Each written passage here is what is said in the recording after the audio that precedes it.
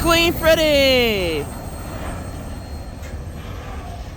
And look at that fresh new welded rail right here. That just looks nice. Look how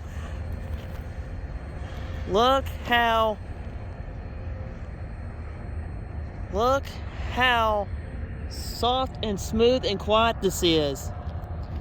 Well, they're done with this little stretch for now. This rail being put in like this is at least $1,000. I mean, $1,000 grand. It's about $1,000 grand. But look, that's mass good rail right there. That's on this rail right now. That's some of the cutoff that it didn't fit, that cut it where it does fit. And this is really good track here. I like what they did to it. I love it. So, thank you for watching live action here on the Kiamichi Railroad. I'll see you later. Marshing out. Thanks for watching. I'll see you next time.